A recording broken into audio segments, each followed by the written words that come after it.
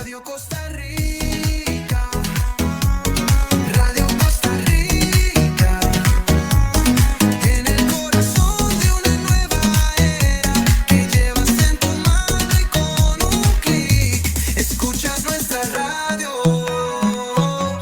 Radio Costa Rica, Radio Costa Rica, la onda digital que une a Costa Rica.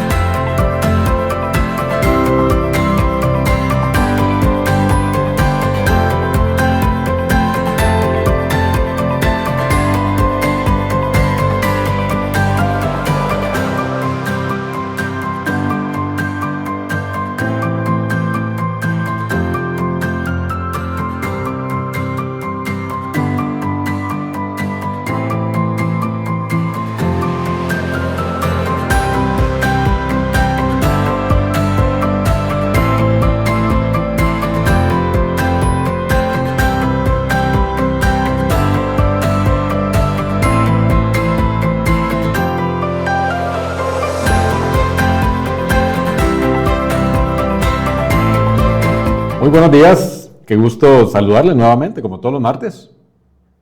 Hoy, ¿qué fecha estamos? 16 de septiembre. Ando un poco desfasado porque ayer andábamos por allá, por la zona norte, San Carlos, que nos recibieron de forma espectacular, como siempre, y muy agradecido pues con esta familia con la que conversamos y logramos avanzar en esa mejor estrategia financiera, porque hoy, aunque no estamos en San Carlos, estamos transmitiendo desde Radio Costa Rica, y en manos de Andy Torres, en controles, haciendo su magia para poder transmitirles, como todos los martes, ese intento de enviarte una cápsula, una idea, una semilla, algo que tomes y digas, bueno, ¿y esto ahora dónde lo pongo? ¿Qué hago con esto, con esta idea? ¿Qué hago con esta chispa, esta luz que nos está transmitiendo en ese intento de mejorar nuestra estrategia financiera? Una estrategia financiera que, como pues no pocas veces lo digo y ya me habrás escuchado decir, tiene que ver con resolvernos las antesalas hacia una gestión patrimonial saludable. Pero, ¿cómo podemos llegar a esa gestión patrimonial saludable? Bueno, resolviendo las antesalas, que básicamente son las finanzas saludables. ¿Por qué? Porque me topo muchas veces con casos, historias que ustedes mismos me cuentan o clientes nos cuentan que se embarcaron o muchas veces les embarcaron en productos con condiciones que no se adecuaban a su perfil, a sus expectativas, a sus objetivos, se malentendieron, se malinterpretaron, en un momento emocional se toma una mala decisión y después de tomado aquel producto financiero, se percata la persona que no tenía su fondo de imprevistos, no tenía aquel chanchito que dice, rómpase solamente en caso de emergencia. Aquella platita allá en la esquina no estaba.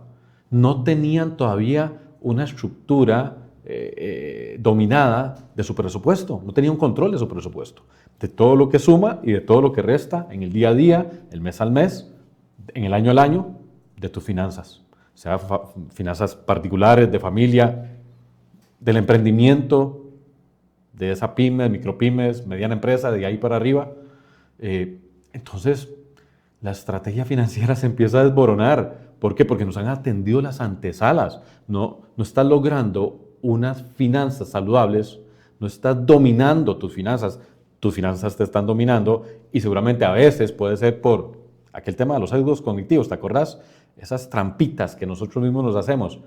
Bueno, recién estuvimos con Diego Muñoz conversando sobre esto y ahí tienen los programas en nuestro canal de YouTube para que en esas 4 o 5 entregas que Diego nos ha hecho sobre esos sesgos cognitivos, esos hábitos conductuales que lo que provocan son tropezones en nuestras finanzas personales, bueno, ¿cómo hacemos para ser más analíticos, menos reactivos, menos sanguíneos, menos emocionales y ser más analíticos y tomar decisiones como ya me escucharán por ahí decirlo en las redes, con cabeza fría, no con cabeza en caliente, que no te vendan, es lo que les digo. Y es interesante pues tomar en cuenta todos estos elementos y ir armando el rompecabezas para que mires la fotografía integral y puedas ir logrando las mejores finanzas saludables y de unas finanzas saludables una gestión patrimonial saludable, porque en este ejemplo que te está diciendo, no es la primera vez que vemos una persona que está iniciando su gestión patrimonial con una inversión, un ahorro, una inversión del ahorro,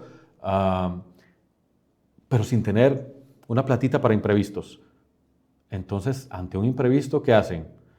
Van y le pegan un martillazo, no al chanchito de emergencias, le pegan un martillazo y quiebran su gestión patrimonial. Entonces, no se hace al revés. Todo tiene su orden, su sentido, y por eso es que conversamos y procuramos darte esos tips, esas claves, que muchas veces no las vas a escuchar en todo lado de esta misma manera, y vamos a hablar un poco por qué no lo vas a escuchar de esta misma manera. Entonces nos hace sentido que lleves realmente una buena receta particular, como traje a la medida, ¿verdad? No te dejes influenciar, no te dejes vender esas recetas recicladas y genéricas que realmente a veces ayudan en un arranque, pero realmente no van a resolver tu estilo de vida financiero particular, porque eres una persona en particular. Pero bueno, justamente hoy, conversando sobre todo esto, sobre integrar más información, hoy vamos a caer en un tema que a mí me encanta. ¿Por qué? Porque es un tema el que estoy involucrado desde hace más de 20 años. Ya recordarán ustedes que ya yo tengo 22 años de estar involucrado en el tema financiero comercial. Entonces, diría yo que ya tengo un conocimiento bastante amplio del detrás de telones, del por qué se dice lo que se dice de la manera que se dice.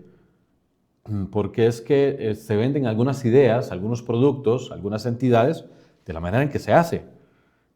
Porque es que no se permite a una generalidad del público, de la población, mirar la fotografía integral. Y muchas veces se da connotaciones, discursos sesgados, y como otras veces lo hemos dicho, con esa intención de básicamente jalar agua al propio molino. Entonces, bueno, hoy voy a estar conversando sobre un tema que ya en otro momento lo hemos visto desde otras ópticas, pero yo quiero irme un poco más atrás y hablar sobre lo preocupante que está haciendo en Costa Rica y en España y en Francia y en Alemania y en Reino Unido, y tal parece que en una generalidad de países ese horizonte de retiro. Y ya yo te he hablado que la gestión patrimonial saludable pues atiende muchísimos elementos, muchísimos objetivos, muchísimas expectativas. Ustedes mismos nos hablan, no solamente de ese horizonte de retiro, de esa posible vejez a la cual podríamos seguramente llegar, y muchos de nosotros llegaremos, si lo permite, y cómo vamos a atacar, cómo vamos a resolvernos en ese horizonte de vejez. Ese es uno de los elementos críticos y claves que muchísimas veces ustedes nos traen. En ese uno a uno, en ese Zoom, que bueno, ustedes ya notarán por ahí en redes sociales que ahí está el acceso a mi calendario para que calendarices un Zoom uno a uno y para que tú y yo de forma privada podamos conversar. O si quieres conversar directamente conmigo, ahí está mi WhatsApp en redes sociales y acá está también el número en el cintillo corriendo, en Evans Vargas, pues también está la página evansvargas.com, ahí está mis datos de contacto y mi número, 8876-2121. Si quieres calendarizar una sesión, si quieres conversar vía WhatsApp, si tienes alguna idea, alguna consulta, alguna duda, pues para eso estamos, tratamos y procuramos tener la máxima disponibilidad. ¿Y por qué este es un tema crucial? Bueno, porque genera mucho ruido y ciertamente una preocupación latente en todos nosotros, en mí también. ¿Por qué? Porque yo tengo 46 años, pronto 47, tal vez les voy a decir mi fecha de cumpleaños, tal vez se acuerden, ¿verdad? 28 de noviembre, por ahí se los dejo de tarea. Entonces, tenemos un tema latente que hace mucho ruido en la población en general y no es lo único que ustedes nos ponen sobre el tapete en la gestión patrimonial. Muchas veces temas de necesidad de fondos de estudio, propios o ajenos, muchas veces temas de algún tipo de herencia, transmisión del patrimonio, muchas veces el hecho de acumular un capital para tener una prima, para adquirir o cambiar un vehículo, un bien mueble o un inmueble, una prima para adquirir un bien, un lote, una finca, una residencia, o para hacer una cancelación anticipada de hipoteca. Qué buena idea comprarla de contado, o qué buena idea hacer una cancelación anticipada de hipoteca y que, como muchas veces se lo anoto a ustedes, dejen de estar cediendo riquezas a través del pago de los intereses altos o en largo plazo. Hay mucha riqueza que se cede a través del pago de intereses. Tenemos que dejar de hacer eso. Entonces, bueno, hay muchísimas metas, muchísimos objetivos, expectativas que ustedes nos traen a colación y nos piden, bueno, además, quiero lograr esto, aquello. ¿Cómo podría hacerlo? A través de una acumulación o colocación de capital. Pero uno de los temas más recurrentes, que más bulla y ruido hace, es cómo vamos a sortear nuestra vejez. Y hoy yo quiero conversarles un poco sobre esto, porque es que a veces, cosa rara, ya yo tengo muchos años de estar en esto y desde muy joven conozco, digamos, ese detrás de telones, esa fotografía integral de lo que es el sistema de pensiones a nivel nacional, ¿verdad? Los pilares que existen, los 4 pilares, ¿verdad?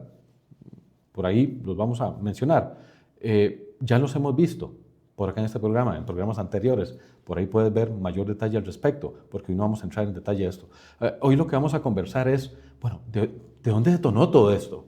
Además, hoy estamos en el 2025 y somos parte de un régimen solidario, el más grande es el del IBM, de la Caja.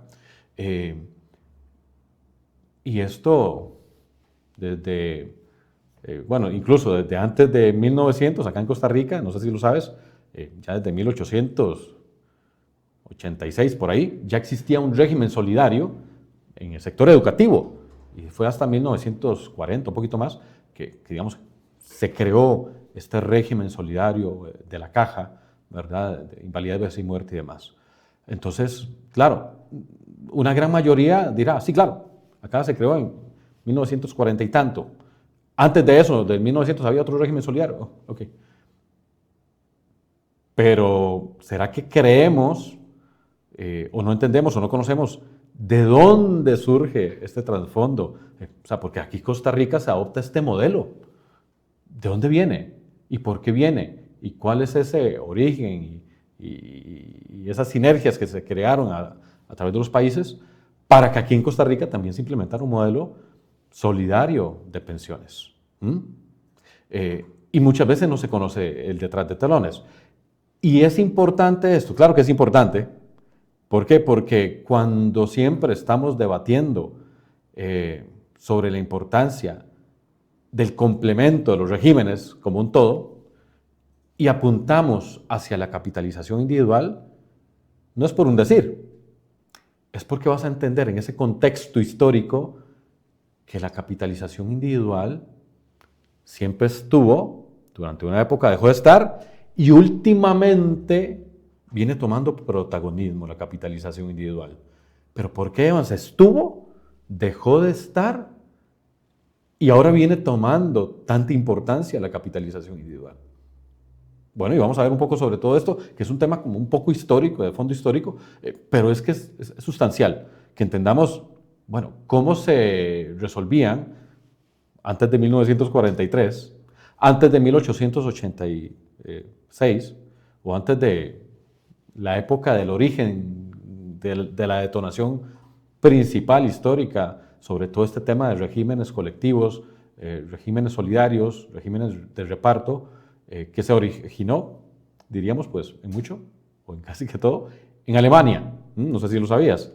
Ah, es que yo creí que había sido en Chile. Sí, sí, sí, aquí a nivel de Latinoamérica, Chile ha sido un país clave en todo este irse estructurando los distintos regímenes históricos. En mucho ha tenido pues, protagonismo Chile, en mucho a nivel de Latinoamérica se ha detonado, se ha iniciado, ha ingresado, ¿verdad?, esos modelos a través de Chile y de ahí hacia otros países, como Costa Rica. Pero estos regímenes colectivos, solidarios, de reparto, tuvieron su cuna en Alemania, en lo que seguramente habrás escuchado o no, igual te lo digo, en la época de Bismarck y el modelo bismarckiano que llama. Pero quiero irme un poco más atrás, porque ese modelo de Bismarck se detona por otros, es que aquí hay un efecto dominó. O sea, no creas que el régimen solidario de la caja, de capitalización colectiva, pues, a alguien se le ocurrió acá en Costa Rica y se implementó. No viene por ahí. Y tampoco los regímenes complementarios se le ocurrió a alguien acá en Costa Rica y se implementaron.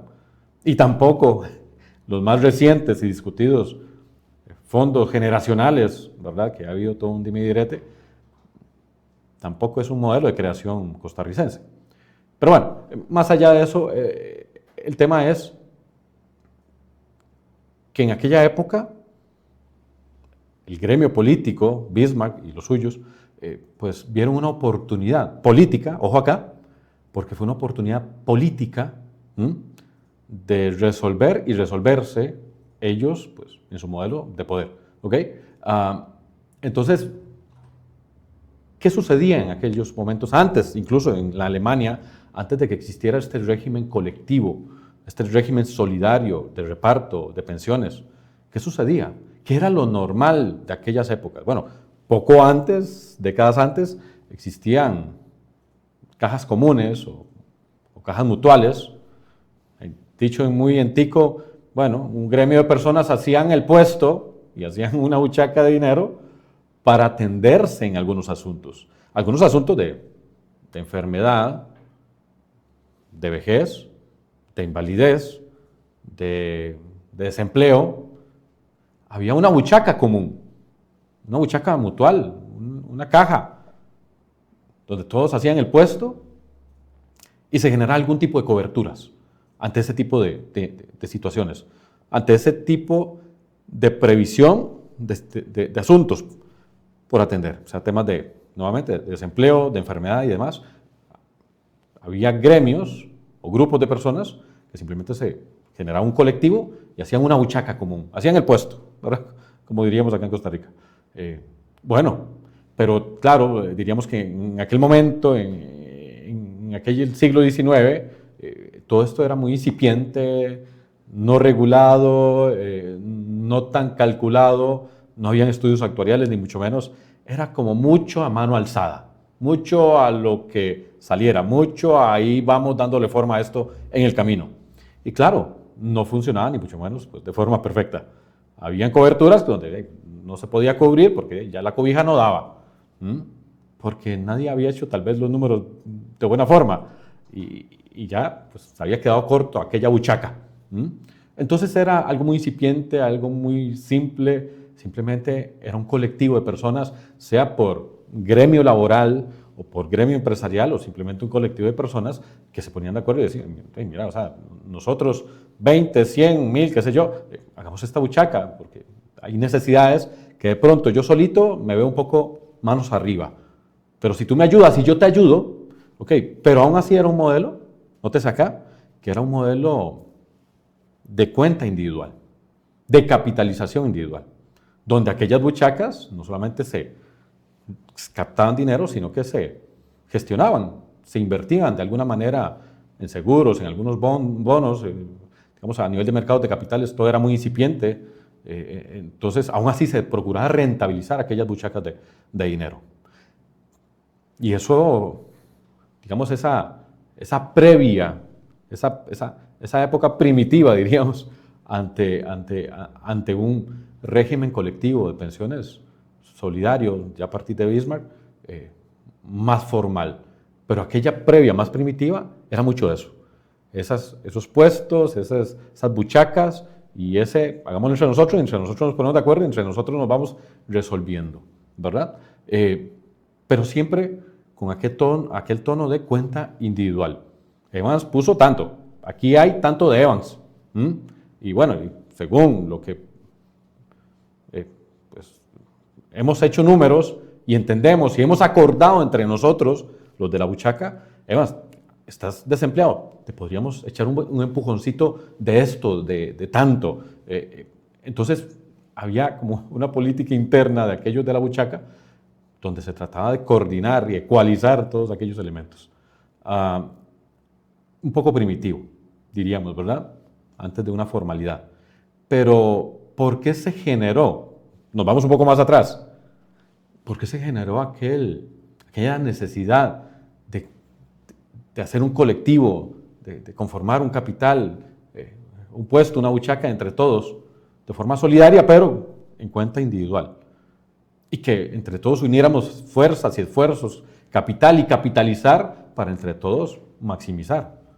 Porque como al día de hoy todavía sucede, hay soluciones financieras, hay elementos a los cuales quizás de forma particular no podrías ingresar, no podrías tener acceso.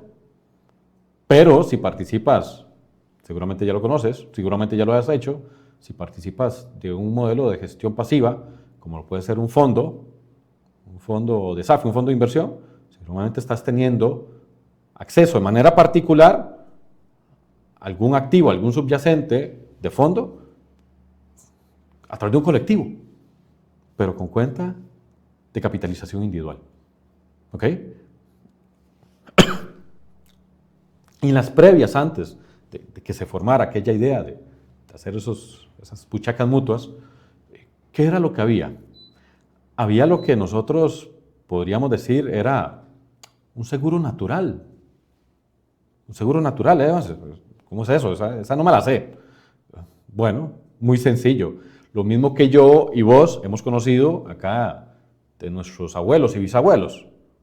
¿Te acordás cuando? Yo sí me acuerdo, porque muchos de mis tíos todavía están vivos.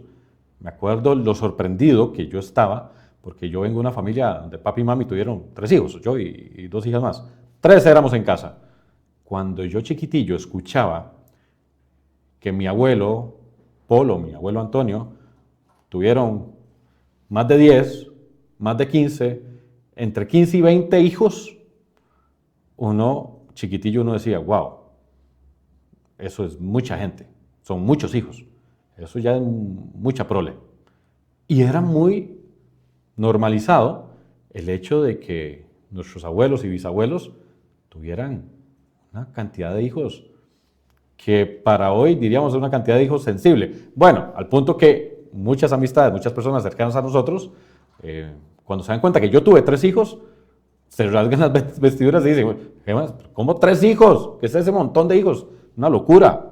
Bueno, imagínate tener 10, 15, 20 hijos o más de 20 hijos. Habían casos, claro, de más de 20 hijos. Un seguro natural. ¿Por qué? Porque en la estructura familiar, en la estructura social, en la estructura laboral, tal vez igual en una transición hacia la era industrial, era una familia muy agro, con sus cultivos, sus vaquitas, sus gallinitas, sus gansos, sus chanchitos, el café, y un núcleo con mucha pertenencia, no digamos cerrado, pero muy solidario entre sí. Era un colectivo, aquella familia, donde ¿qué? ¿Qué pasaba cuando lo que existía era ese entorno familiar, ese núcleo económico, ese núcleo social, pero no había un puesto, una buchaca colectiva? No, todavía no. No había un régimen solidario de capitalización colectiva, del IBM, no existía. Lo que había era una familia, un par de personas con una cantidad de hijos que hoy diríamos sensible, que tenían una propiedad, que vivían y generaban negocio, generaban mercado, y pues en mi caso particular, de mi familia, pues mis abuelos eran, pues uno de ellos se dedicaba mucho a este asunto de los almácigos de café, mucho en la parte de potreros, peón de finca, etc. Entonces, a lo que voy, ¿qué es? Que era un modelo de vida, tal vez sin muchas exigencias, o un estilo de vida para nada extravagante, pero es que había un colectivo ahí, un ecosistema, ¿verdad? Muy interesante, que se sostenía en el largo plazo. ¿Por qué? Porque en aquellas épocas era muy normal, como al día de hoy, pero cada vez menos, yo creo que seguramente lo notas, que cada vez menos, en aquel momento era muy normal que de aquellos 10, 15, 20 hijos, más de 20 hijos, los más grandes, no solamente conforme fueran pubertos y adolescentes, ayudaban en las tareas y a cuidar el resto de la marimbilla, sino que a conforme eran adultos y aquellos papás eran longevos, ya están en vejez, también colaboraban a soportar a su papá y a su mamá, que estuvieran en vida. Aquel papá y aquella mamá no tenían una pensión de la caja, no eran parte de una buchaca, un colectivo, una buchaca mutua, no, simplemente tenían un seguro natural, un entorno familiar que les sustentaban y que atendían sus dependencias en esa vejez. Y no siempre porque aquel papá, aquella mamá, de pronto sí o no, tuviera propiedades o tuvieran algún patrimonio, hubieran generado o no ahorros. Simplemente pues había una responsabilidad social, familiar, donde, bueno, ¿quién se encarga? ¿Quiénes nos encargamos? De papi, de mami, etc. Y eso, hasta la fecha, yo tengo 46 años y yo lo viví en nuestra familia, con nuestros parientes longevos. Sus hijos, sobrinos, etc. A veces hermanos, entre todos en ese colectivo, se cubrían, se apadrinaban ¿Para qué? Para solventar las necesidades, las dependencias de alimentación, de salud, de servicios básicos, etcétera, fuera que aquella persona hubiera llegado a su vejez con o sin patrimonio.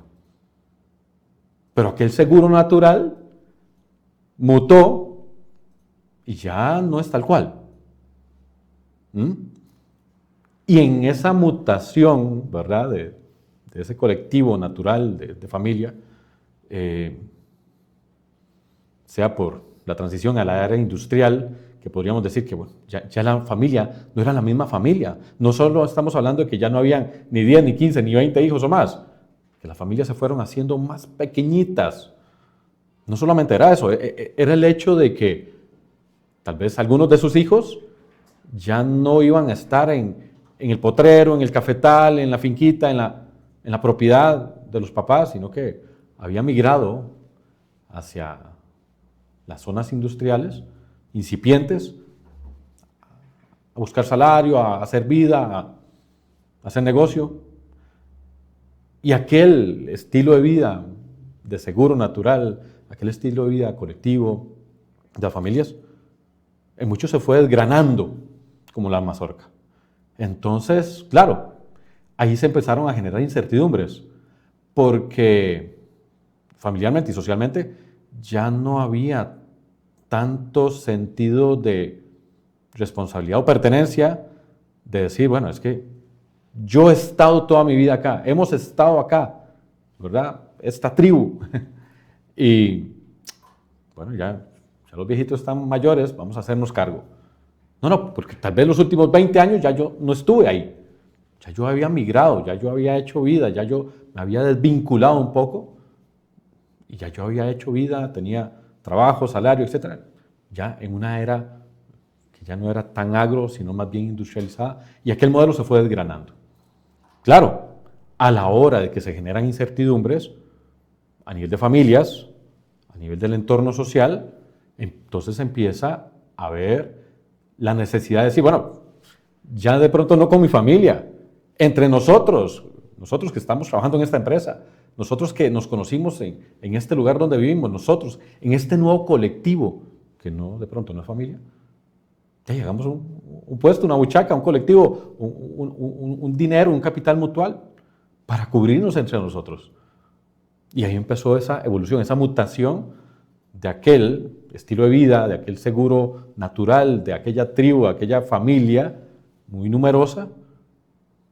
Empieza un fenómeno interesantísimo, donde se va, dicho de alguna manera, transformando en un modelo monetizado lo que antes era muy natural. Era natural que 10, 15, 20 hijos o más, 1, 2 o 3 o más, o todos, se hicieran cargo del viejito o de la viejita, de los papás, o más, si hubiera estado vivo el abuelo, la abuela, etc., de quien hubiera tenido que hacerse cargo. Porque éramos muchos, éramos bastantes, éramos suficientes, y con poco o mucho se resolvía. Pero a la hora que el modelo y las familias empiezan a desgranar por los nuevos entornos económicos, se tiene que empezar de forma disruptiva a decir, bueno, antes éramos un colectivo así, ahora vamos a crear otro tipo de colectivo. Y este modelo colectivo de decir, bueno, entre nosotros ahora hagamos esta buchaca para darnos soporte, resolvernos, atendernos entre nosotros,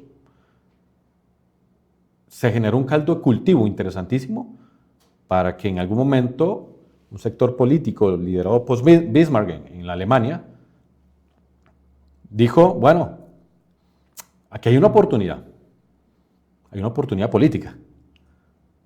¿Qué pasa si esto lo masificamos?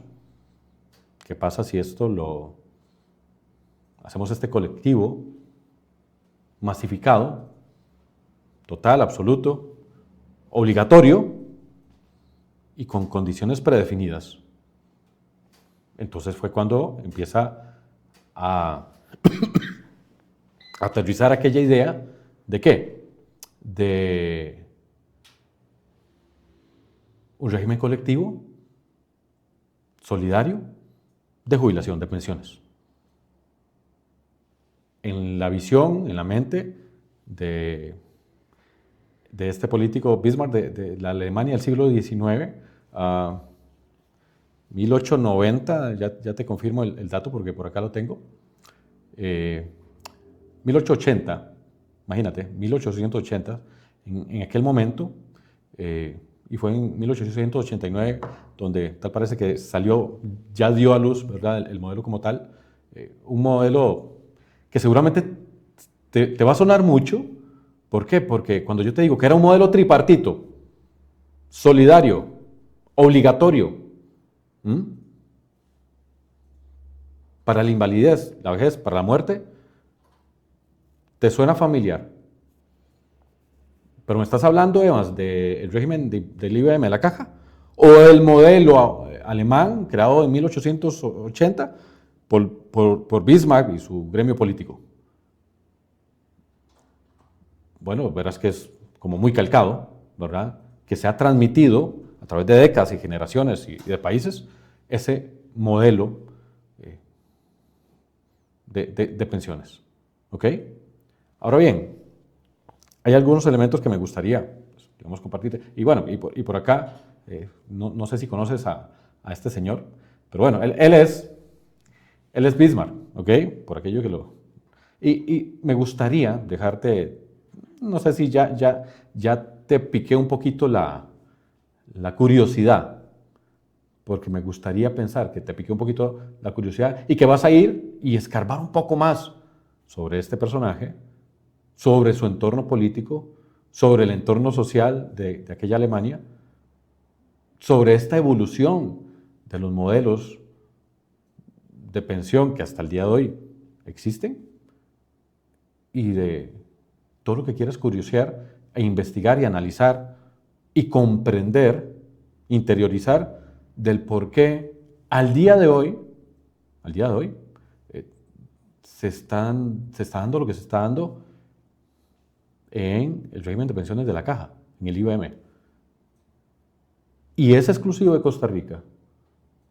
Bueno, espero que no estés pensando que eso sea exclusivo de Costa Rica, porque si te vas a ver las noticias de España, te decía, de Francia, de Alemania,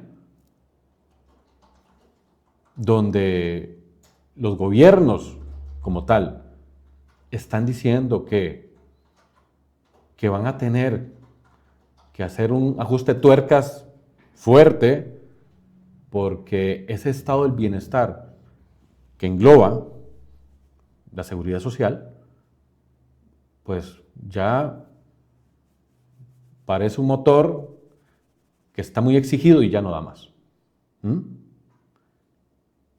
Y eso no solamente acá en Costa Rica, en esos países, que obviamente sabrás y notarás que sus economías son distintas, de otro nivel, al menos digamos en una Alemania donde su deuda sobre PIB, pues digamos que no es como la de otros países, ¿verdad? Llámese Costa Rica o Francia o cualquier otro país. Aún así dicen, estamos muy tensos con esto, la economía está muy tensa, los números no están dando, tenemos que hacer un ajuste de tuercas. Y a razón de esto, bueno, no sé si lo viste en mis redes sociales, un día de estos hice un comentario respecto a una noticia que ya se viene debatiendo muchísimo, ya de forma abierta. ¿Es que nos vamos a jubilar a los 70, sí o no? ¿Es que es necesario que nos jubilemos a los 70 años? Y me llamó muchísimo la atención porque yo les había contado que años atrás, hace 4 o 5 años, no recuerdo, por ahí también está en redes, se había asomado esta noticia, esta idea, y las autoridades, viendo para otro lado, dijeron, ¿quién está hablando de eso? Nosotros no. ¿Quién dijo eso? Yo no fui. ¿Quién dijo eso? No, nadie fue. Pero ya se había tirado la idea, ahí sobre la mesa, ahí cayó. ¿Quién fue? No, nadie está hablando de eso. Hoy ya es una realidad. La vez anterior que vimos un tema un poco más de números y demás, te demostré que hay un estudio de años atrás, de hace más de 5 años, donde ya hay recomendaciones de esto que viene sucediendo. ¿Recomendaciones respecto a qué? Recomendaciones de que la edad de jubilación tiene que ser 70 años. De hecho, en otras conferencias en Sudamérica vas a notar que más bien se habla que los 72 años son los nuevos 65. Ya ni 70, no. 72 años, esos son los nuevos 65. Así tal cual lo dicen. ¿Por qué? Porque es una urgencia, es una necesidad. Este mismo estudio, te había contado, ya habla de una tasa de sustitución del 40%. Al día de hoy en Costa Rica la tasa de sustitución anda entre el 43 y 52%. Pero ya se dice, es que es 40, es que tenemos que bajarlo al 40. Un 50 no, un 53 no, mucho. 45 no, 40 para que la cobija dé. Y aportando lo que se aporta, un poco más del 10%, no. Necesitamos ajustarlas progresivamente, porque no te lo van a dar en un solo cucharadón. Progresivamente necesitamos llegar a una aportación de al menos 25%. De hecho, algunos estudios hablan de más del 25% de aportación. Y a mí, que bueno, yo me topé con este estudio y estos datos, y uno que está en esto, me lo topé, no de forma fácil. Yo digo, claro, con razón es que las personas no atienden y no se percatan de esto, porque a mí, que estoy metido en esto, me costó hallar este estudio, me ha costado hallar esta data. Y esta no es una data que se haga pública o que se le haga bombos y platillos. No se anuncia, no se habla, no se revela esta data diciendo, atención pueblo de Costa Rica, es que vamos a bajar la tasa de sustitución a un 40. Es que necesitamos incrementar a más del 20, 25 o más las aportaciones. Es que de pronto 70, 72 son los nuevos 65. De por sí vas a vivir más de 80, 90 años. ¿Para qué te quieres jubilar tan joven? Ahora bien, esto que está sucediendo ahora es una anomalía. No, era algo natural que sucediera. ¿Por qué? Porque les voy a contar un poquito más de datos de aquel entorno de cuando Bismarck y su partido, y su gremio político, inauguró, con bombos y platillos, eso sí, este nuevo modelo colectivo, generalizado, obligatorio, tripartito de pensión. Imagínate esto. Imagínate esto.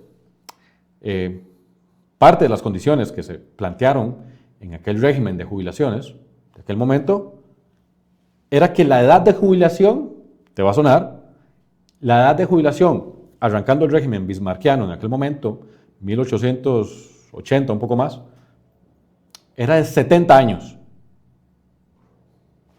Y me dirás, Sebas, pero, bueno, suena muy parecido ahorita. Sí, pero no te va a sonar mucho cuando te cuente que la edad media, la edad promedio de aquella población, de aquel momento, era de 45 años. O sea, se estaba anunciando un régimen de pensiones para personas que llegaran a 70 o más años, para una población cuyo promedio de vida era de 45. Ahora te imaginarás los poquísimos que llegaban a conquistar su pensión. Y ahora entenderás el montón de dinero que se aportaba, se cotizaba, ingresaba a las arcas del Estado en un modelo donde, bueno, no sé, yo me imagino de forma muy gráfica que aquel modelo de pensiones era como, ¿ustedes han visto estos juegos de subirse el palo encebado? ¿Han visto esto? Yo me lo imagino igual.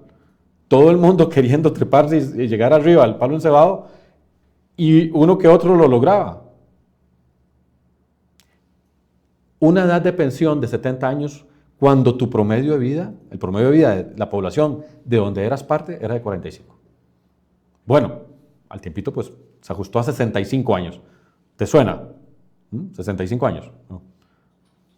Bueno, todo eso llegó, toda esa innovación llegó por acá. Ok. Y también se hablaba de una cotización de 30 años. También te suena seguramente. Era un modelo que se creó en aquel momento, claro, con una población, que seguramente recordarás y ya sabes de esto, cuya pirámide poblacional, porque es un modelo que se quiera o no, es un modelo piramidal, necesariamente piramidal, porque si no hay pirámide poblacional, es un modelo ineficiente y es lo que estamos viviendo ahora. Claro, nuevamente, como te decía ahora, este es un modelo creado, es una solución creada con un tono político muy eficiente y eficaz para las intenciones políticas de corto y mediano plazo de aquel momento. Claro, Bismarck y su partido político digamos, resolvieron una intención, un objetivo, una necesidad en corto o mediano plazo. Que ellos sabían que tenía algunas debilidades, sí, pero ellos están ocupados de su corto o mediano plazo. Ya después lo que viniera, viniera, ya que resolviera quien le tocara. Ellos resolvieron el corto o mediano plazo. Tal cual. ¿Ok? Ahora bien, después de todas estas décadas, después de todo este tiempo, vemos que el modelo no solamente pues continúa, pero cada vez se le detonan a lo interno del modelo aquellas falencias, aquellas limitaciones que ya se veían y se notaban desde el inicio, porque ya sí, solamente si el modelo ya dejaba de tener una condición de pirámide poblacional, ya por ahí iba mal. Entonces, claro, el modelo ha tenido que venir teniendo los ajustes que ya conoces. Mayor aportación, mayor etapa de jubilación, menor monto de jubilación, menor tasa de sustitución. Y es que son casi que los únicos 3 aspectos que se pueden ecualizar, regular, para efectos de alargar, de alguna manera, pues el modelo como tal. Pero es un modelo en el cual, al día de hoy y ya desde hace décadas, se viene complementando, complementando, ojo acá, complementando por regímenes complementarios de capitalización individual. Es un modelo que te convoca a volver a las raíces. ¿Te acordás? Que al inicio eran simplemente familias muy numerosas que tenían una cobertura, un seguro natural, porque entre nosotros mismos nos cubríamos. Los más jóvenes iban cubriendo a los más longevos y ahí iba el ciclo, un ciclo natural de vida. Con poco mucho, pero se cubrían. Después, ese modelo se fue desgranando, se fue modificando, evolucionando, adaptando a la situación económica, industrial y demás, y ya se genera más bien colectivos, pero con cuenta de capitalización individual. Y en algún momento, este gremio político dijo, no, hagamos esto mismo, esto que son gremios pequeñitos, estas buchacas pequeñas, esto hagámoslo a lo grande. Voy a acaparar todo esto y más bien echarle más y voy a hacer una buchaca enorme. Pero no de capitalización individual. Esto es una buchaca solidaria donde sí, cualquiera de nosotros va a preguntar, mira, ¿y cuánto es mi saldo de lo que yo he aportado ahí? No, aquí no hay un saldo tuyo. Esto no es de capitalización individual. Esto es solidario, es colectivo. Y si nos da tiempo vamos a conversar un poco respecto a esa mutación, esa evolución o involución, diría yo, de pasar de un modelo de régimen solidario, de capitalización colectiva, a un régimen de reparto puro y duro, como el de un España, un Francia, algunos otros países. Régimen de reparto puro y duro, que bueno, dicho sea de paso, te lo anticipo, es puramente, como decían los abuelos, de coyol partido, coyol comido, con una reserva mínima. ¿Has escuchado acá en Costa Rica eso? Que las reservas se están agotando, que nos alcanza la cuerda hasta el 2040, 45, 47, por ahí.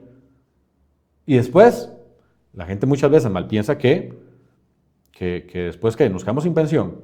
No, es que pasaríamos de un entorno ya nublado a un entorno, si se quiere, un poco más estrecho, con más presión. ¿Por qué? Porque sería el reparto puro y duro, con unas reservas inexistentes o mínimas, sin un colchón, sin unas reservas que generen capitalización, aunque sea colectiva. No, sería el reparto puro y duro. Se recibe, se capta, se paga a los jubilados. Se reciben cotizaciones de los asalariados y los cotizantes, se reparte a los jubilados. Se recibe, se paga. Se recibe, se paga. Reparto puro y duro. Coyol partido, coyol comido. No hay reserva, no hay capitalización, no hay crecimiento, no. Reparto puro y duro. Que eso es lo que ya en algunas economías existe. Algunas economías vamos hacia eso. Y por eso se ha estado incentivando desde hace décadas volver a aquella capitalización individual de cuenta particular donde vos mismo haces tu ahorrito. Y seguramente recordarás que en el marco de ley 7983, pues ahí está, dibujado todos los pilares, desde el régimen, o el pilar número 1, el régimen solidario, sea IBM o el sustituto, el obligatorio, el voluntario, el no contributivo. Ahí está la capitalización individual. Claro, hay un pilar de capitalización individual obligatoria, a través del desvío, que hoy no vamos a entrar en números, pero el desvío de cargas sociales que ya existían. Y se te va cotizando. Más, pero es que ya no me lo entregan al 100% esto. No vamos a entrar en eso. Ya muchas veces, mucho hemos dicho en redes sociales y mucho me han escrito ustedes mucho en redes sociales. Yo me quiero enfocar en la parte de la capitalización individual voluntaria. ¿Por qué? Porque ya para ir amarrando toda la fotografía, es esto de que desde mediados, bueno, seguramente desde antes del siglo XIX, había un modelo de cobertura natural a través del linaje, la familia, después se transformó en algo igual particular a través de la capitalización en cuenta individual, después mutó a algo solidario, colectivo, donde todo es de todos y nada es de nadie, ¿verdad? Es colectivo. Y ahora estamos, desde hace décadas, y lamentablemente la población aún no se percata lo suficiente y no se hace tanta bulla como yo quisiera y no noto ni una voluntad política ni una voluntad particular de volver a las raíces de esto, donde cada quien se encargaba de sí mismo. Una capitalización individual, que era el fundamento de aquello. Fue el fundamento de aquel régimen colectivo solidario. Y hoy se está volviendo a eso, pero lamentablemente no con la fuerza que la situación merece. Donde deberíamos de nosotros de atender y pensar que si nos están bajando la tasa de sustitución, si se está incrementando los aportes, si se está incrementando la edad, y en especial si el monto de jubilación, pues cada vez no solamente va a ser menor de forma nominal en el monto que te digan, sino que es que aquel dinero por inflación te va a alcanzar mucho menos, porque su valor va a estar totalmente desteñido. Es importante que entendamos todavía a tiempo, que la capitalización individual, el volver a las antesalas, a las raíces de antes de todo este tema colectivo, volver a aquellas raíces, de hacernos responsables cada uno de nosotros mismos. Eso va a procurar que, ¿qué? Uno, que vos tengas cada vez menos dependencias. Y dos, que el gobierno, el Estado y los gobiernos tengan cada vez menos personas que sostener de forma importante. La capitalización individual es el giro que las economías, todas las economías, tal vez sin bombo y platillos, están dando, ese es el giro que están dando. Pero lamentablemente en Costa Rica y en Latinoamérica, en algunos países más que otros, no se está dando la voluntad política y particular del pueblo, de la población, de la gente, las personas productivas, de entender que esta capitalización individual complementaria podría ser la principal y aquello que es colectivo podría ser más bien lo complementario, porque en su poder adquisitivo y en su valor irá disminuyendo. Pero sí, aquello se va destiñendo, que se irá destiñendo porque va para peor y no has fortalecido tu capitalización individual, ¿eso en qué entorno te deja? Y esa es la cuestión que hoy yo te quiero dejar. Y claro, me dirás, Evans, pero es que este producto que es exclusivo para jubilación, a mí no me hace mucho clic. Y yo te invito a que veas toda la fotografía.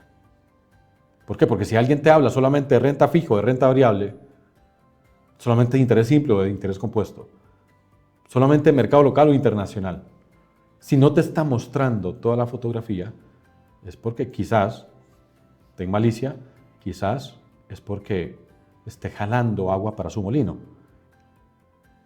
y no te esté dibujando un entorno integral para que seas vos quien tome la decisión de decir, este es mi producto, este es el que yo quiero, este es el que me decido. Así quiero hacer mi capitalización individual. No con este producto que me están metiendo, no. Yo ahora lo veo claro, lo veo de forma integral y voy a elegir y voy a tomar decisiones. Y yo voy a hacerme responsable de mí mismo. Te dejo la idea y ya después, a la vuelta de unas semanas, seguimos conversando de todo esto. Por ahora, simplemente pues agradecer a Radio Costa Rica, Andy Torres, y a vos que nos estás viendo hoy o a futuro. Esto fue Estrategia Financiera. Evans Vargas, un gusto.